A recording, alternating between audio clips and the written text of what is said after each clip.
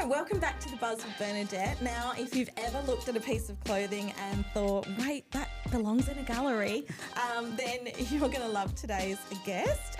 Kaye is a visionary behind AKA Artwear. It's a fashion label where every piece is a wearable work of art. She transforms luxe fabrics using modern spray techniques, creating bold one-off designs that blur the line between fashion and art. Today I'm also joined by my co-host Alexander Circosta, and whenever we host together it's part of our special limited series where we give exclusive insight on creatives turning their passion into a powerful brand. Kaye, welcome to The Buzz. We can't wait to hear how this all began. Let's start with the spark. What inspired you to create AKA Artwear? Well, I really was never, I always loved fashion my whole life. And even when I was young, I was always kind of making up things I wanted to wear. But I never went in that direction because I guess I never thought it was a possibility. I was too busy, being painting and running and all that sort of stuff. But I think coming to Perth 20 years ago and then being having that whole idea that I have to try and fit in, you kind of forget yourself a little bit. And I guess then I realised that I'm not going to fit in. I should just be 100% myself. And so I couldn't find anything to wear in Perth. I couldn't get anything over my Nigerian butt. Mm-hmm. So I was just like, you know what, I'm going to start a fashion label. And so literally I just I was already doing loads of art activations. I brought secret walls here and stuff. And I just thought, I'm going to start a fashion label. And, if no one likes it, then no one has to buy it. But it is going to be 100% authentically me behind it, because I've known who I am my whole life. So it's just I'm just going to do it. And then if no one likes it, then they don't need to look at it. But, it's very, very considered artwear. And I just wanted to stop landfill. I had a wardrobe full of labels that I didn't even need, One day I just looked at my wardrobe and I was just like, damn, I can't even remember buying that because I think society tells us we must shop and we must then. And then I was just thinking, well, in that same vein, we're also being dictated to what we wear. And I was just like, dude, I'm not about that shit. I don't know if I'm allowed to swear, but you are. I'm just like, fuck, I'm like that, dude. I'm not like anyone else, so why should I dress like everyone else? And so I thought, fuck it, let's go. And so, was there fear behind starting your own brand, or did you think no, there's something missing, and I'm going to provide it?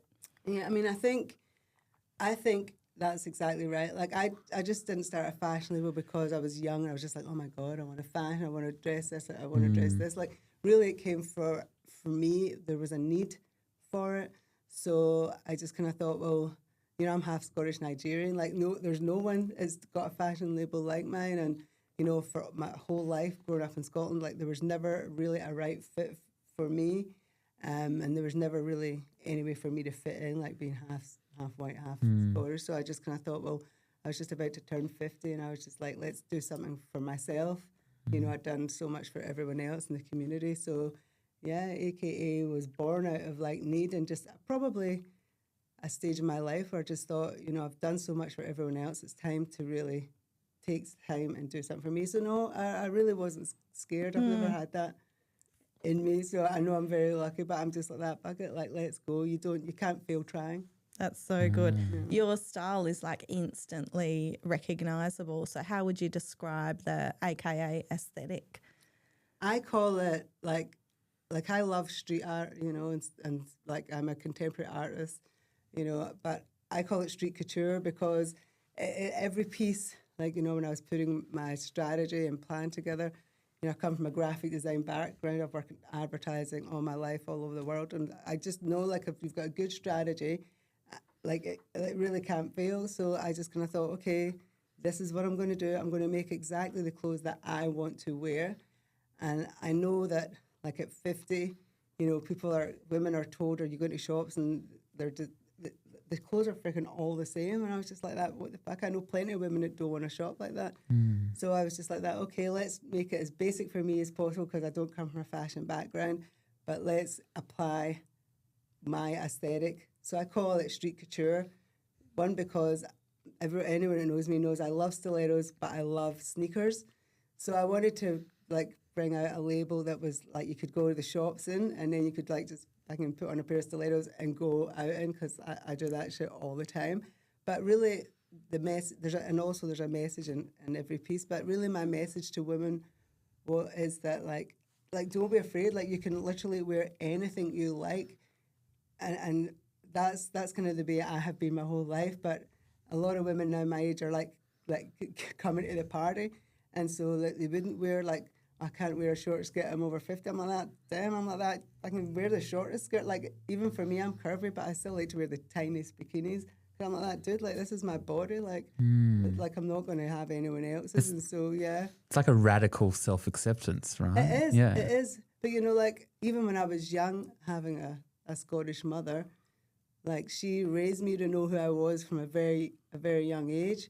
And so I've kind of always known that, but I've never been allowed to really express it in every environment I am, you know, even in professional work environments, because, you know, being a woman of colour, you're either too loud or you're described as sassy. I mean, that's the worst thing. Like we're just like, no, you're mistaking that for passion. And so like there was loads of times in my life I've known who I'm like, but I've just had to, like, you know, keep it a little bit under. And temper it. When I started AKA, you know, I just kind of knew like this is it for me. I'm like, let's go. Yeah. And So like, if I just paint whatever I like, yeah. Yeah. And when you say like the environments that were kind of really trying to like contain that or subdue it or be like, less.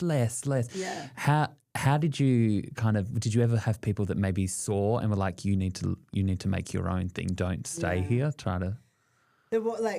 I'm very fortunate. My best friend, like, growing up, and like she's still in the UK, like we worked in advertising together. We worked in one of the biggest agencies, and she's like my sister, and she always knew, like, we would be in huge meetings, and, you know, I would have an idea, but I would write it and pass it to her, because I just knew, like, it just wouldn't wash for some reason, because if I had to try and sell it and be passionate, people would just be like, you know, like, here she goes. And so you're mistaken for being that person all the time. But really, that's just how everyone should be. They shouldn't be scared. But I mean, look, I just think now that I'm older, you know, I have less fear, you know, and I'm at the stage where I can just be, and then I just want everyone else to come for the journey, you know. I don't know if I answered that. No, you absolutely did. And so then I guess it's so hard though, because you said you've gained all of that throughout your life and now you felt confident to do it at that age. Do you think that could have been done younger, or to younger people? Couldn't they? Is it just, it's so hard. The world is telling you to be one way. It is. It's waiting for everyone to catch up because, you know, I tell this story when I did my exhibition like last year and for Sydney Contemporary. I did this whole exhibition and it was based on being comfortable in your own skin. And I've always been like that. And actually my bio for that exhibition went a little bit like this. Like when I was 9, like in Glasgow, I can remember going to see the movie Grease. You know, maybe it's too old. Bernadette knows that. My favourite. She went to the same high school, Rydell High. I feel closer to you now. I went there and I went there with like all my like little white girlfriends and I ran home, I can remember, and I said to my mum, I said, I want to have a blonde bob like Sandy. I want to, and you know, my mum just, and I say this and it's true, this is really what happened. My mum sat me down and in that moment she told me it's never going to happen. But in that moment, she also started to prepare me for life as a woman of colour, you know, and I'm very, very lucky. Like, you know, my mum is a very strong Scottish woman who married a black man in the 60s, you know, so she knew who she was.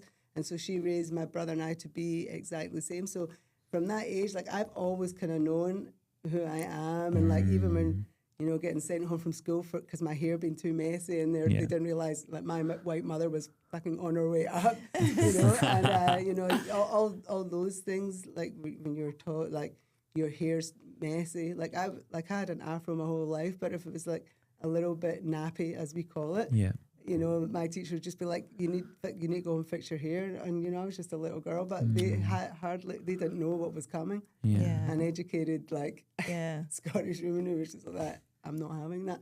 But so it was a lot of stuff like that. But it took going through puberty was probably really hard, you know, because I was just a little African, was great at gymnastics and all that. Yeah. And then I kind of woke up one morning with like boobs and ass.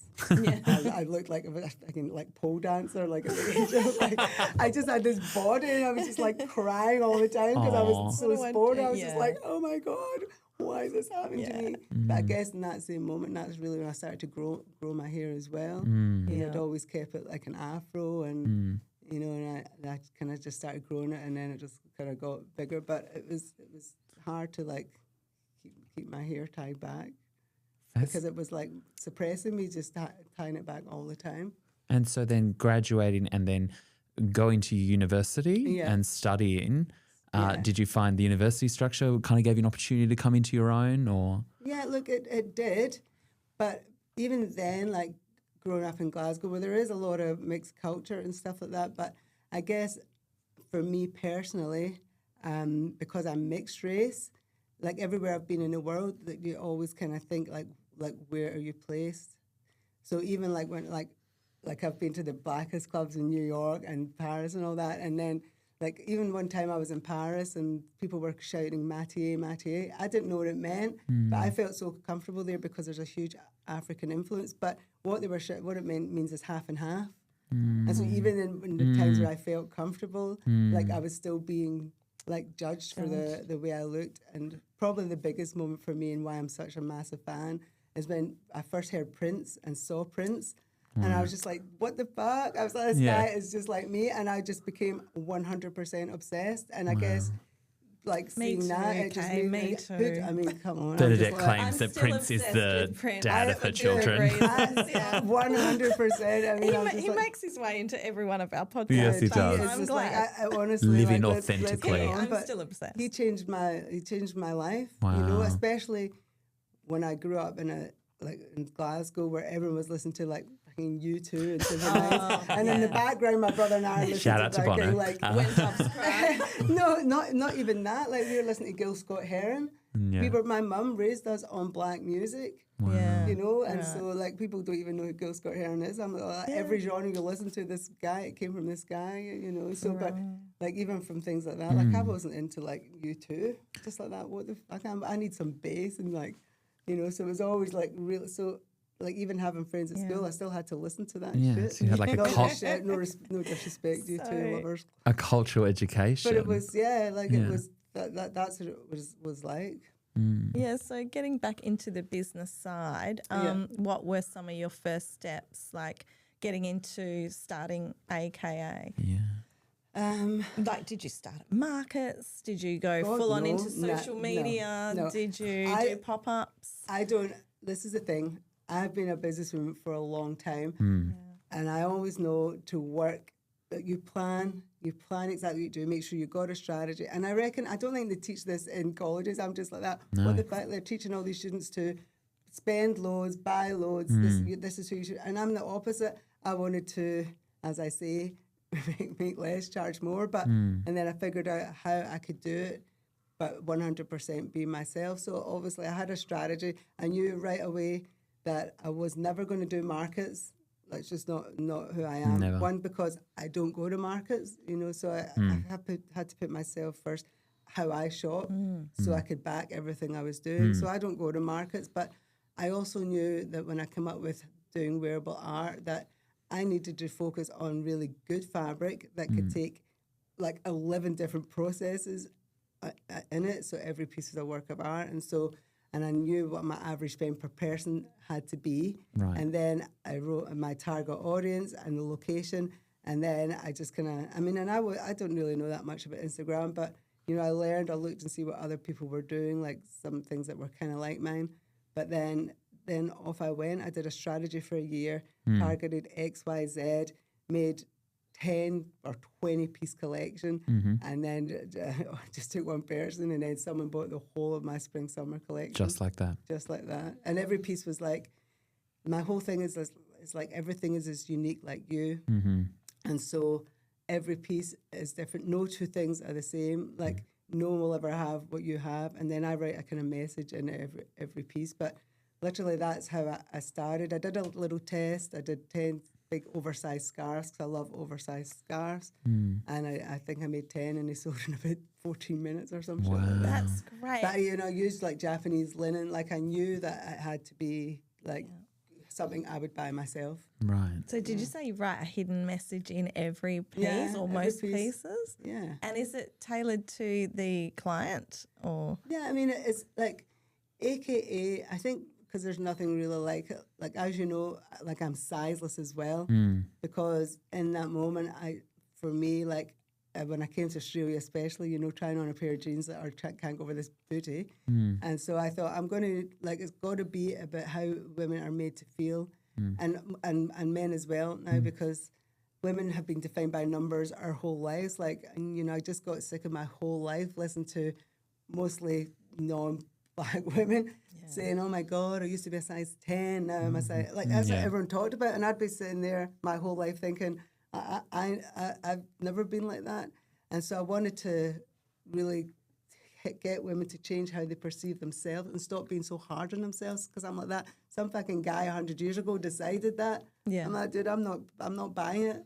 So I wanted to do something sizeless that was freeing and one of a kind to make everyone feel special, but also to be conscious about how you shop. You know, I hate landfill and I'm just like the amount of people that just buy loads of shit.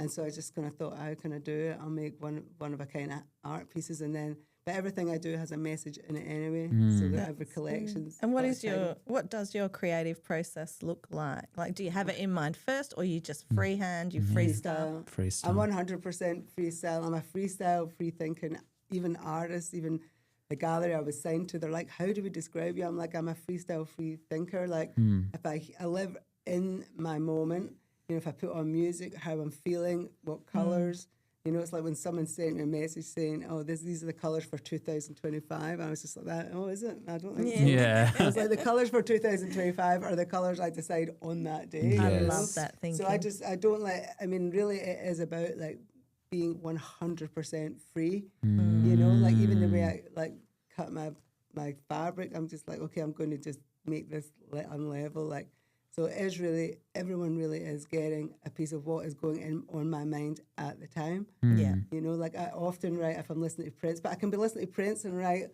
like all the Prince lyrics or, you know, like I love, like adore, but then at the same time, like, you know, I did all the Martin Luther King thing in 1963. I wrote that in everyone in everyone's like orders because I wanted people to ask me what that meant. And I was just like, that's the year Martin Luther King said his I Have a Dream speech, which a lot of people don't even know that shit, which blows my mind. So I want to evoke a response in some way with it, every piece that goes out. And when you come from that marketing background as well, you've managed to attract some pretty high profile clients, and it's not from a strategy of like, what I'm going to do is I'm going to try and dress the stars, because a lot of designers kind of will send out their clothes to them. How did that come about that you kind of got this, we attract as opposed to chasing? I think because I say this to my husband all the time, like I've never been a chaser and I'm not thirsty, right? And so, and not that that's a bad thing and also because I probably, if I had someone to do that, like someone helping me, AKA, then that would be great. But look, I know what I'm like. Even when I was young, if there was a club and I had a queue, I'd be like that, fuck that. I'm like, I'm not queuing. There's a club down the road, like, because I hate that mentality of clubs making people cute. Like, I hate that. I'm just like, what? I agree. Why do you think you're special? So I've never been a queuer or a chaser or thirsty, but obviously there's times when I'm strategic, you know, like if someone, like with Khalees, for example, like, you know, I did that modelling thing a couple of years ago where they dyed my hair red. It took like 14 hours. Then my hair all fell out. I was devastated because as black women know, our afros are our crowns, you know, and it takes so long to grow. But my hair was I just decided to cut it all off. It was like 10 inches. It was a hard time. But I noticed that Khalees, who I love anyway, she just cut her hair off. So I put her in one of my photographs. I took a photograph myself and I kind of tagged her in on it. Yeah.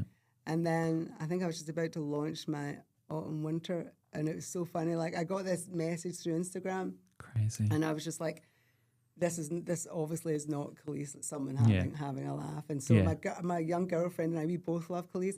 So I phoned her up. I said, have a look at this message. Tell me if it's real. And she's just like, don't know. She's like, it could be real. And I was just like, all right, okay. And then I waited a week.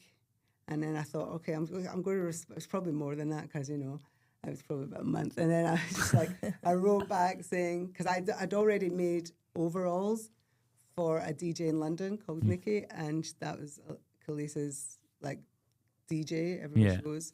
And so I wrote back to Khalees, this person. I was just like, okay, if you really want overalls, then maybe I should make a pair for Nikki as well. Thinking if she doesn't know Nikki, then it's fake. Yeah. And then she wrote back saying, oh, yeah, but Nikki's in London. But yeah, I'm sure she would absolutely love them. And she said, I think she's got a pair anyway. And I was just like that, stop the fucking I was just like, this is Khalees. And then she wrote to me saying, can we go into like my Bounty and Full address and all the rest of it? And I was just like that. Wait a minute. I was straight on the phone to my friend. I was like, it's fucking Khalees, like Khalees, my milkshake. Yeah. And so then we just started emailing and then because everyone laughed when I started making overalls. How can you do overalls? And I was just like that, sit back and watch. Because I love overalls and shit like that. I'm like that. How can you live without overalls in your life? But so that's kind of really how it started. You know, I am a little bit strategic. Like if I think I want to reach that person, and but what I can say is it is 100% authentic. You know, I love that music. You know, I could, like, there was something about her that was about me. We kind of, not that we looked similar, I mean, because she's hot as fuck, but, you know, we had that kind of, that vibe. It so resonated. And so I followed her anyway. So that's just really how that happened. And then, Because I guess as creatives, we live in a corporate world that's so commodifiable. And when you're so creative, but you don't have the kind of corporate side to you, you struggle. And then if you're too corporate, then you lack the creativity. So how do you balance those two things? It's like we're not like, oh, quick, get the Excel spreadsheet out. And you're like, I don't use Excel spreadsheets. But by the same token, when you're talking to an investor, they might be like, oh, I need to see an expert. And you're like, I don't do that, so I'm not for you. Kind of. How do you exist in the two worlds? You know, this is the thing, and this is 100% how I exist in those worlds. I would never change for fucking anyone. Like, no one can judge you. Like, I get judged all the time, and I'm like, dude, you don't even fucking know me, so sit down. And so I was brought up by my mother never to judge anyone. So I don't judge anyone. So I feel like I can go anywhere, and I'm like, you don't even know who I am. Like, so don't. Everyone should be treated the same. So I would never change for corporate. You know, even when I worked in advertising for some of the biggest clients and stuff, like I would go in wearing like a man's suit and sneakers and like a cut off t-shirt, or like I would just like wear a tie. It would always be a little bit radical. Whereas my best mate, she looked like Margaret Thatcher. Like she loved the power shoulders. I swear to God, we were like so different, and I'd just be like that. Honestly, I'd just be like, what are you wearing today? And she'd be like that, what are you wearing? Do you think you're a 12-year-old boy? And I'd be like, well, you know, I do love a hoodie. But look, in that world, like, even now in my, like, as my job as well as, like, AKA, you know, like, I had a meeting with one of my big clients yesterday. Like, dude, I had on, like, a tracksuit that I cut up and a pair of, like, super high stilettos. You know, I'm just I wouldn't change for anyone. That's like, right. But when you're juggling, like, you know, when you work for yourself, and I know a lot of people out there are going to relate to this, like, how do you have someone doing your Instagram? Do you have someone doing your, you know, accounts, your books, you know, and stuff bookings, like that? So meetings, hard. Like, a lot of us juggling so many different things. Like, how do you cope with that? I mean, obviously, like, I'm like anally, like I have been organised my whole life, and I really don't even know what it is about me. Like, even when I've always been an early riser, even when I was young, and so I do most of my work in the morning. But I am a planner. I just think if everyone writes to me saying Team AKA, I'm just like that. No, there's no Team there's AKA. No team. But like also I'm a graphic designer, right? So I've been that my whole life. So I used to deal with like big clients, do all the art direction, absolutely everything across the board. So starting AKA, I think I was already at an advantage. Even calling it AKA, like also known as Artwear. But I know as soon as you put in AK, like my label will come up on Instagram. Everything's a strategy. But what you have to do, I think a lot of people, when they start thinking about business in that manner, they go straight to the bit that's like fascinating and funny, but really you need to have it's like building a house, right? You need to have a strong platform before you put anything on it.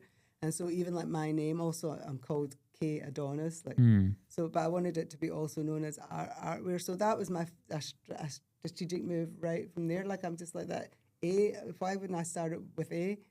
You know, and then something that was like a connection to me, like I say, being 100% authentic. That means something to me, and also my father-in-law loves the name. He always wanted me to take his name Adonis, but so there's that connection. But I think have like planning and starting out like with control. Like I don't give anything to anyone. Like I've tried to give people my Instagram, but no one talks like me. No one says dope as fuck or Riz, like, you know. And so I've tried that, and so I just think I kind of do it myself. But at the same time, I keep my business to that scale as well.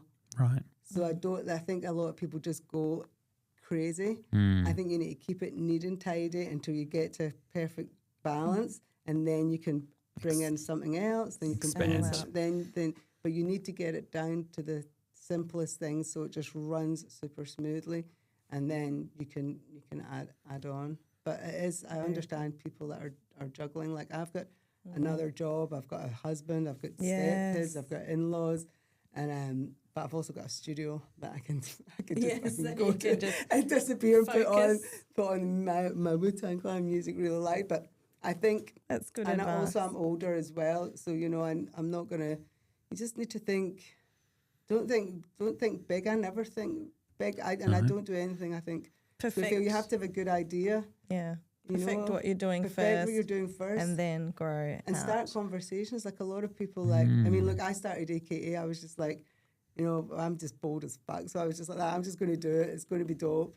But I think if you're wanting to go into something that's kind of more generic, then really you have to have something that people will want. Like as people say to me, why don't you make jeans? I'm like that. In fact, like even if I went to buy a pair of jeans, I would need to try on 10 pairs before I got one. Yeah. I'm like, did I want someone to try something on once and think they can't live without this shit? Yeah. You know, so having a strategy and asking people, not your friends, like testing the water, like conversations are really good because but with honest people will say to you, that's not a good idea. Right. You know? So I think like having like strong conversations, and don't be scared to reach out to people. And don't be scared of hearing the truth. Don't be scared of hearing the truth, because if you've got people around you that want to help you, like they will help you and they'll be like that. Look, why don't you tweak? Like I've got this, I know this person, she's got a fashion label. And I said, well, what's the connection to the name? And she was just like, oh, I just like that name. And I was just like, dude, like that's a fail right from the start, because you're not even being authentic. You just like, I'm not that. No, like, like people ask me, and I'm like, you've got the story, but just the why, the intention doesn't align with the action. And you know what? People see right through it. I don't know. What do you think? No. Yeah, I do. I think smell it, right? Yeah, there's got to be some deeper meaning. Yeah. And do you find people collect your pieces like as artwork? Are they hanging them on walls and wearing them as well? Yeah, look, I think a lot of people like also not only do I just obviously make my collections, but I do a lot of painting for people. Like I paint a piece of art and like wedding dresses, suits and stuff like that. And I do find like when people come to me and commission me to do a piece or paint something, you know, I ask 5 questions. And honestly, I've had these 5 questions right from the start. I ask things that probably are important to me, like favorite colors, lyrics from songs, inspiration, family. And the last question I ask, question 5, is, will you let me do my thing? I say it to everyone, and everyone says yes. So to be honest, no one even knows what they're getting in there. Yeah. That's right. But you know, I do my research and see how far I can go and stuff like that. But then if I just get a feeling, then I'm just like that. Fuck it. I'm just going to do it. If you don't like it, I'll keep it. But I've done a lot of things where people like the scarves, even jackets, they'll hang them as art in their house. They will use like even the big scarves. They'll use them as bedspreads, or because I use such good fabrics.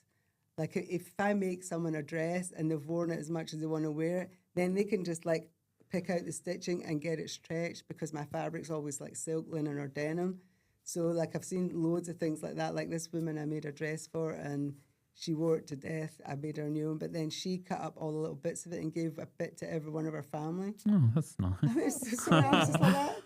Like a Disney moment. I mean, like that. So yeah, so people like use it, like, especially if I do stuff for people's weddings or special moments. But yeah, like it's all art. It's all like people. I've seen people like, honestly, like years ago I painted, I think it was a tuxedo for someone.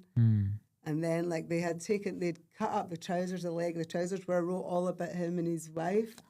It was, honestly, it was so nice. And they had just in this like long frame, like above their door. I was just like, that's so nice. I was just, I couldn't even remember who it was. And are you about that when it comes to the artist? Like once you've created it, you let them take ownership of it if they want to change 100%. It. Yeah, you're not going to be like, no. The journey of the fabric, like you guys know yourself. You come to my studio, I'll get you on the tools because I just kind of think that's the journey of the fabric. That's why I have this no mistake mentality. Like I'm not the best sewer, and like everyone knows, like if I don't sew straight, but you know what? I don't give a fuck. I've sewed it. I've made it with my own hand. It's nothing's going to happen to it, you know, because who says that everything should be sewn like that? Like think out the box. Don't be that anal. Do you know what I mean? That's why I never change my thread. People are like, oh, why don't you use like white thread when you're painting white? I'm like that because that's the thread that was on the machine and that's the journey. I'm just like, why would I change it? I love that attitude. Yeah. I really do. And did you hear that, Alexander? We're on the tools. We've been on the tools. We've been on the tools. I've had my 78 fellow designers. I'm wearing my beautiful place. Everyone that comes knows they can, because like if people pop into my studio, which everyone is always welcome, like obviously I feel like they've come here for a moment, whether it's just a chat or like paint or like just be a little bit brave and think outside the box. Because if I hand someone a pen or something and I'm like paints it, like do something, they're in their head, they're like, what will I write? And I'm like, write what you feel. You know? But don't you think that's the number one thing that holds people back is when they think, I'll start when it's perfect. Oh, God, dude, none of my shit's perfect. That is the number one thing that I think will hold people back. And that's one of the main things you've got going for you is that you're just like, it is what it is. It's my expression. Yeah, 100%. Like, and that's perfect. I just kind of think, like, you guys have seen how I operate. Like, I just get in a zone and I'm just like, okay, wait a minute, it needs this, it needs that. And so, like I say, with my brand, I think everyone does recognize that it is 100% authentic. Like, I don't write down, like, if I come up with an idea, I don't write it down. I just put it on my fabric, you know, and then if I think, like I feel like I've used, like, obviously I've got relationships with, like, curtain companies. I love upcycling and trying to reimagine fabric in a different way, but it's all the journey of that fabric. And so there's never a mistake. I mean, is there times I don't like anything I've painted? Nah, not really, because it's mine. I mean, you know, I've painted it, so I'm not going to hate it. But I think, like you say, a lot of people are just like, they're so hard on themselves and scared to make a mistake, scared because they're scared of judgment. Yes. Where I've never been scared of judgment. I get judged every fucking day, you know, for being this, for being that, and like. So I think that's the biggest problem, right? People's fear of being judged by others. Yes, and it stops them from living their lives. 100%, and there's probably greatness and creativeness and that's just everything and everyone. That's why I love when people come to my studio. And they do. In a way, almost living so authentically and then creating so authentically, you're giving permission to people. Like, look at me, I'm living my life. Come live. I know. I mean, but obviously, like, I'm not sitting here being like that. Oh my God, look at me go! I'm all this. But you know what? I have lived in a world for a long time where, like, being a woman of color was hard. Having even in Australia, like, those racial slurs, and like every day you hear it. And there's days where sometimes I just think that this world is too fucking hard. Yeah, you know, like. You've had it every day growing up, and even as an adult, and you come and you hear a comment. Where are you from? Is your hair real? Like, I'm just like what? Really? We're still and it's every day, and so I obviously I have those moments. It's just like, well, you're human. My God, like I'm human, but 100% I back myself. You know, and so I can just think, okay, I got to pick myself up because I know who I am. You know, so 100%. that's probably what I was taught as a child. But, you know, it's not always easy, obviously. Like, if I see something I like and I'm just like, how am I going to get my boobs in that? Well, I can say, like, I tried on so many of your garments, and I think it's the first time I've ever worn overalls. I know, like, I couldn't believe it. And you should Really? see wait till you see these photographs. Dude, I was Guys, just like, overalls are underrated. Like, dude, you no, made my them look overalls glam. are underrated. Yeah. I felt AKA funky. Artwear. I know, but you're Alexander, wearing, I like- felt I know, funky. it's so in contrast to who you are, I love it. I Bernadette. love that because it's just like, because even when I first met like you guys, Yeah, I know. I'm like, you guys are in too pretty. Yeah, It's I so came with my crazy. Woolworths bag. I know. We wanted you to roughen up Yeah. a little bit. I'm like that. Can you guys stop smiling? You messed my hips, you messed my hair yeah. up, you put But me in I did overalls. feel like I wanted to put you out of your comfort zone, and Yes. and do you know what? Like I probably haven't even really done it yet. Yeah. But we're getting there We're because getting like I know when you put those clothes on, like you're going to become feel a different person, Mm. and that's like. Putting you in overalls is exactly right, and like I say, I don't plan it. You saw it was like I'm like that.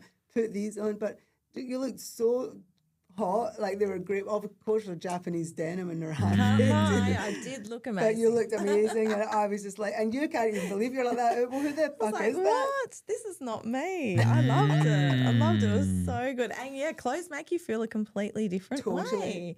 You know, and it's Totally. good to get out of your comfort zone. And the fact that your clothes aren't like, you know, they're not structured or fitting No. tight. Like everyone feels comfortable. Everyone feels like, I don't know, I just felt completely different. So Yeah, I mean, look, Yeah. even with like my stuff, like I do design it, like even though it is kind of simple, I love like simple, simple stuff. But with my fabric, I also use every piece of it. I use the salvage, so even when I'm making dresses or cutting stuff out, like every dress will be different because if I come to the end of that fabric, that's the width of the dress. You know, I don't have patterns. Like I did a pattern making course and I lasted about 15 minutes, and because the instructor was just like, she was talking about the mannequin sizes, and I'm looking around this class thinking like, well, you're not like that. She's not, and I just thought this is like fun. Like, how are these young people having to make for that? And it really pissed me off. And I was just like, that can't be in this environment, or I'm going to like Go I'm nuts. going to cause a ruckus. A ruckus. Because I'm like that. Look around you. Like there's everyone's different. Everyone's different. Yes. Like everyone's, and so everyone's been taught to start like that. Whereas you know, like AKA, like I make those overalls, but they will fit the tiniest person and they will fit the biggest person. That's what shocked You me. know, everything fits like absolutely everything. Yeah. Everything's considered. You know, I'm just not like making it up as I go along. Yes. It's just like I like those parts. Like I understand people want to hide this part of their body and this sort of body. You're but right though. Like I Yeah. did fashion design back in the day, and the patterns are all very Tiny. typical size 8, 6, Oh my God. 10, 12. And there's no teaching to Yeah, sort of like think outside the we're box. all about inclusivity now, but there's So no they say. teachings So they behind say, it. like, So they say. honestly, that the fashion world, I love to go for the fashion world a little bit because I'm just like, dude, like, it like needs keep Prove to it. catch up, I Yeah. think, now with the rest of the world. Yeah, I mean, it's just like that whole like I met this woman a few weeks ago, and she was curvy, like me, and she said she has to go to this shop all the time, but like that, so she just buys like 5 of those dresses, and it made my heart bleed. I was just like, and she's a teacher, so I was just like that. Send me here's some questions. I sent her like 5 pieces. I just sent her. I said, like, take these, and she was just like, it was a piece. One of the dresses was something she saw on my Instagram. Yeah. And I'm like that, like, darling, I said that will fit you, and she was like that, it won't. I was just like, and so I sent her loads of shit, and I was just like that, dude, I'm here for all of that. Yes. You know, hit me up, I will make it for you. Like, you know, I want people to like to feel special, like they should feel special, because like you say, like clothes every day, they can change your That's total what mood. fashion should do, is make you feel special and make you feel good. Not make you feel, oh my Not God, make I'm too you big. feel- Oh my God, I can't wear that. People like that. I'm like that. Get that booty. Yeah. It was like people are like, oh my God, look at my arse. I'm like that. I know. I'm like that. It's divine.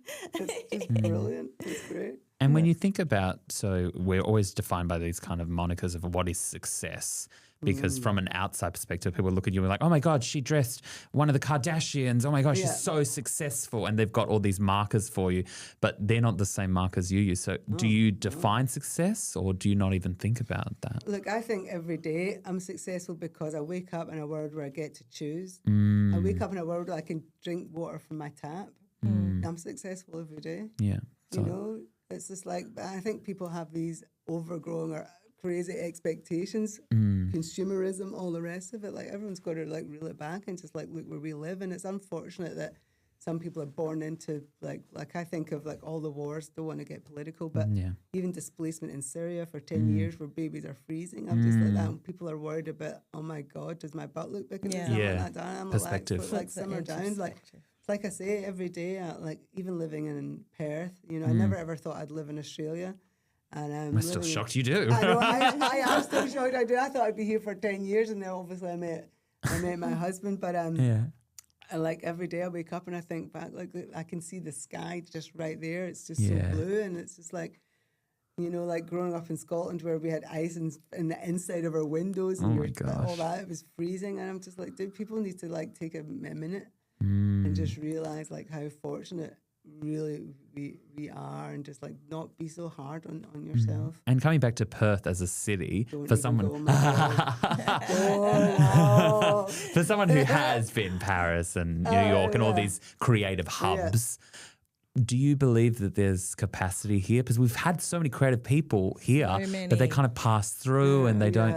What do you think? Look, I also obviously I work for around Campaign Brief, and so I am in the advertising and creative space. But are we? God, probably going to be crucified for this, but I don't give a shit.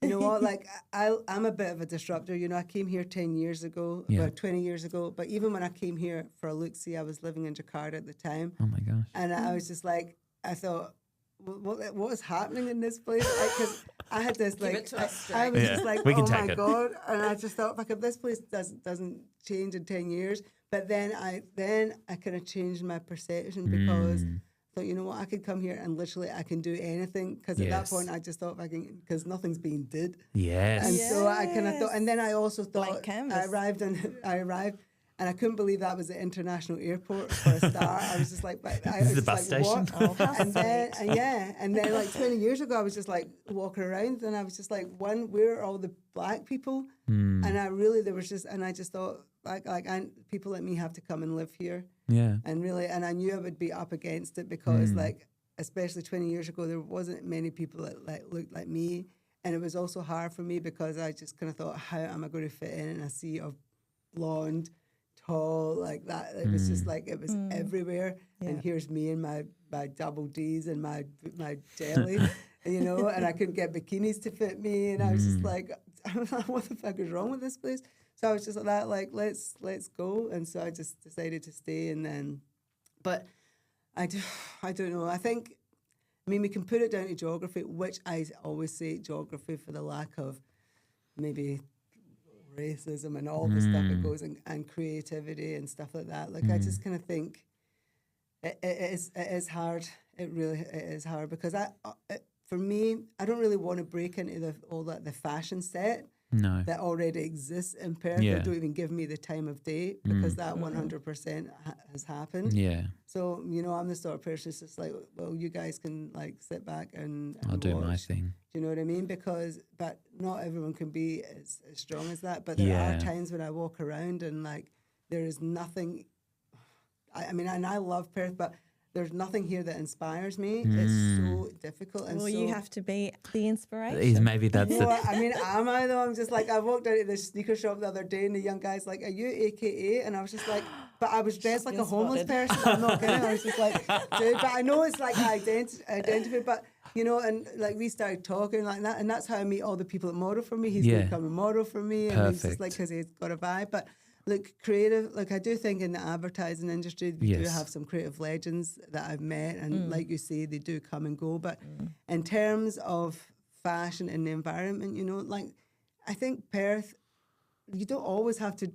This is going to sound really shit, but I didn't even know what a fucking Sunday session was until I came here, and then I went to one, and it was like a fucking wedding. Like everyone had all these like fancy dresses on, and I just think there's a lot of labels like that. Yes, and I just think like labels like mine that like people think, oh, there's no one in Perth that wear that, but there are people that just never been given the opportunity because everyone designs for a specific type and a specific climate, but not everyone loves the sun. Yeah. Do you know what I mean? Like I did a spring summer collection. It was all black one year.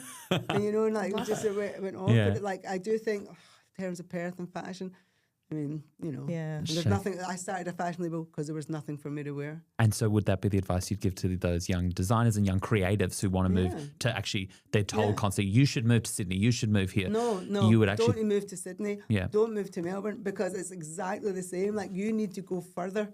You need to go, like me, I would just go and hang out in Brixton or some shit like that. Like, for me, like, I'm Scotland born and raised, and so I was born in history, steeped in like Guthrie, that's my clan, and I just think a lot of that potentially is a little bit missing from a really young age. So like identity and stuff like that is already, so everyone's fed this concept. But I mean, I would go much further afield. I think young kids should really think much bigger. right. Like even when I was young and I was going to travel around the world, and and I was leaving Jakarta, and my mum was just like, don't come back. You can always come. Like literally, you can be anywhere in a day. So I would say to young people, like, go and experience other cultures. Like, go and put yourself in a situation where it's going to be hard to get out of. It's going to force you to communicate and look at things a little bit differently. Like don't be scared, because like I say, you can be anywhere in a day. You've got FaceTime, you've got phones, but like go and do something much bigger. Like, would I go to Sydney? Nah, I would just go to New York or Paris, or like or even Ireland. Like if you were wanting to do textiles, I'd go to Scotland, because that's it's got all the, obviously I'm biased, but I would go and study out of Australia. And I'm not saying Australia is bad, because it's like I love it here. The landscape's incredible, but it's no Glasgow. Well,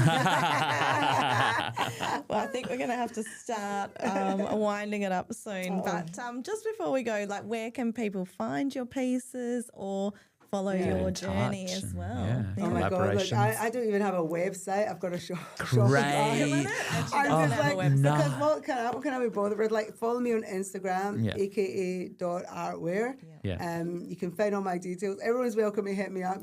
Like, I've got a studio in Mount Hawthorn. Everyone's welcome to come and paint. I love that shit. It's a good experience. We visit on the weekly. These guys visit, but don't wear fancy clothes, because there's a chance you'll get like paint will spill. So AKA Artwear on Instagram. I do everything through it, because it's, and I think it's like, just to touch before I go, like, I think people underestimate Instagram. Like, I have made my whole entire business. My whole brand has been done through Instagram. All the people I've made for famous people, everything, it's all come through my Insta, and it's free. You just need to read about it a little bit. And I'm not even great at it. I'm old, but I just learned a little bit, and it's helped me like really build my brand. So like, start off doing things like that. Don't go and spend thousands on a website. Isn't that? Oh, that's so true. You've already got everything you need. Everyone's like, I'll spend thousands of cameras. I do everything on my phone. I'm like, get a and then they're still messaging. Oh, who is it? Oh, it's Lady Gaga. She wants to know. Someone said to me the other day, they asked me to do something, and they were like, well, come and do it. You'll get great exposure. I'm like, great exposure? I just got an email from Alicia Keys. I'm like, dude, I don't think I need exposure. All through my Instagram. And it's literally just because I started following her and commenting probably on some of her posts. Yeah. Just quickly tell us. Just quickly tell us. Yes, rattle off a little list. She ain't about that, Bernadette. I don't like that. I mean, look, she won't flex. Travis Barker, I had to throw it in. Tiger. Oh, yes. Alicia Keys, Beyonce. Perry Farrell, not Beyonce. Not yet. I'm not a Beyonce fan. She talks about who runs the world, women, but meanwhile, does she? So all those. I'm more a Solange fan. I'm more a Solange, or I'm more like, but anyway, if she calls me, I'm like that. Call me Beyonce. Yeah. Hello, my queen. That's her to me. Yeah, that's right. Yeah. No, but look, I have made for some really high profile Kardashians, Courtney, Travis. That was last year, and they contacted me through my Instagram. Crazy. And so it's but that's crazy. it. No flexing. I'm no shy. Flex. No, she's shy. She's shy. I don't like. It's just like, because I'm not about that. Yeah, exactly. As not a about person, that. I'm just not about that. So I would make for anyone, and even if people don't have money or whatever, I don't really care. I'll swap I'm not in it. I'll swap conversation for fashion. I love that. I love that. Yeah, well, as usual, you've been a breath of fresh air. You've been inspirational. Like, seriously, you could be a mentor, for girls or anyone really coming up in that scene, or who's hesitated to start or get something off the ground. So thank you so much for talking with us today. Thank you, privilege. Alexander. Always a pleasure, As usual, Bernadette. very inspirational. Yes, yes, So I dapper, am. so Thank dapper. you so much. What a beautiful weave, Bernadette. Thank you very much. I love it. I'm looking like Diana Ross. I've been under here brushing my afro. It's so good. Look at him. Look, he's so happy You're with so himself. chuffed yourself. There you You got to get a little roast in there, a Sunday roast, if you will. Oh God, I love a Sunday roast. Thursday roast today. Thursday, right? You guys are awesome. I love it. It's brilliant.